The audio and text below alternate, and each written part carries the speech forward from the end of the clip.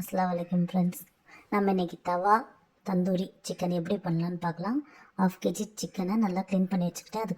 அது கூட தயிர், ஒரு 1/2 கப் தயிர், 1 ஸ்பூன் லெமன் ஜூஸ், ஒரு ஸ்பூன் தனியாத்தூள், மிளகாய்த்தூள் 1/2 டீஸ்பூன், ஜீரகம் மிளகு பொடி பண்ணி வச்சது 1 ஸ்பூன், கரம் மசாலா 1/4 டீஸ்பூன்,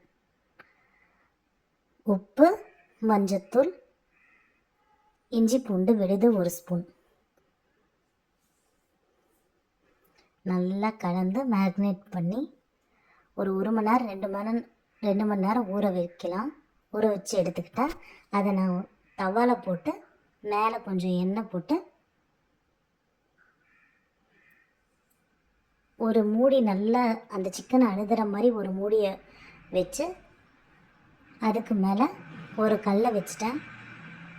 கல் எதுக்குன்னா அந்த கல்லோட வெயிட்டுக்கு நல்லா ப்ரெஸ் ஆகிறதுனால சிக்கன் நல்லா ரோஸ்ட் ஆகும். அதனால் மேலே கல் வச்சிட்டேன். இங்கே பாருங்கள், அதில் இருக்கிற தண்ணி இதெல்லாம் வந்து நல்லா ஜூஸியாக இருக்கும் சிக்கன். ஒரு சிம்மில் வச்சுருங்க. ஒரு 20 நிமிஷம் கழித்து எடுத்து திருப்பி போட்டுக்கலாம். திருப்பி போட்டு கூட நீங்கள் கொஞ்சம் சிம்மிலே வைங்க. சிம்மில் வைக்கிறதுனால சிக்கன் நல்லா அது உள்ளெல்லாம் நல்லா வெந்துடும். அதனால் சிம்மில் வச்சுக்கலாம்.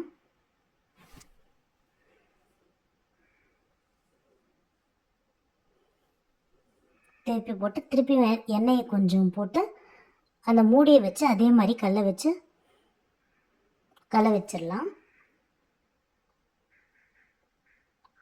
ஒரு 10-20 நிமிஷம் கழித்து எடுத்து பாருங்கள், நம்ம தந்தூரி சிக்கன் ரெடி. இந்த தந்தூரி சிக்கன் அந்த ஸ்மோக்கி ஃப்ளேவர் வர்றதுக்காக ஸ்டவ்லே அந்த நெருப்புலே சிக்கனை நல்லா 2 பக்கமும் நல்லா ஃபயர் பண்ணி வச்சுக்கலாம். எல்லாம் தனித்தனி பீஸாக எடுத்து ஃபயர் பண்ணி வச்சுக்கலாம். நல்லா டேஸ்ட்டாக இருக்கும். ஃபயர் பண்ணுறதுனால அந்த ஸ்மோக்கி ஸ்மெல்லு நம்ம கடையில் சாப்பிட்ற தந்தூரி சிக்கன் மாதிரி நல்லா டேஸ்ட்டாக இருக்கும். ட்ரை பண்ணி பாருங்கள் ஃப்ரெண்ட்ஸ். நல்லா இருந்துச்சு, டேஸ்ட்டாக ஃப்ளஃபியாக.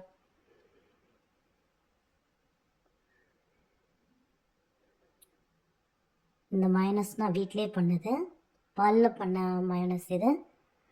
இது கூட சேர்த்து சாப்பிடும்போது நல்லா டேஸ்ட்டாக இருந்துச்சு.